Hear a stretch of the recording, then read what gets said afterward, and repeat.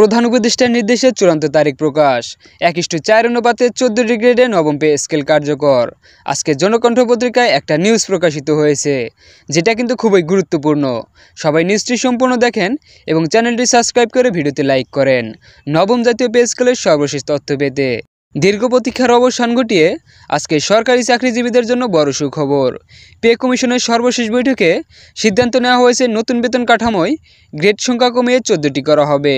2015 সালের অষ্টম পে স্কেলে 20টি গ্রেড থাকায় বেতন বৈষম্য বাড়ছিল, যেখানে একজন নিম্নপদস্থ কর্মচারী পেতেন 8,250 টাকা আর একজন ঊর্ধ্বতন কর্মকর্তা পেতেন প্রায় 78,000 টাকা। এই ব্যবধান দূর করতে এবার অনুপাত ভিত্তিক বেতন কাঠামো চালুর পরিকল্পনা নিয়েছে পে কমিশন। কমিশনের চেয়ারম্যান জাকির আহমেদ খান জানিয়েছেন, এবারের সিদ্ধান্ত হবে আগের সব স্কেলের তুলনায় অনেক বেশি ভারসাম্যপূর্ণ। সরকারি কর্মচারীদের ন্যূনতম বেতন ধরা হচ্ছে 30,000 টাকা আর সর্বোচ্চ থাকবে 1,35,000 টাকা পর্যন্ত, অর্থাৎ বেতন 3 গুণ পর্যন্ত বাড়ানোর প্রস্তাব এসেছে। প্রথমে দ্বিগুণ করার আলোচনা থাকলেও কর্মচারীদের বাস্তব সমস্যার কথা বিবেচনা করে তা বাতিল করে 3 গুণ করার সিদ্ধান্ত নেওয়া হয়েছে। পে কমিশনের সদস্যরা জানিয়েছেন, বাংলাদেশের সরকারি কর্মচারীদের বেতন এশিয়ার অন্যান্য দেশের তুলনায় অনেক কম, তাই এবার অনুপাত হারে বেতন নির্ধারণ করা হচ্ছে, যাতে বৈষম্য দূর হয়।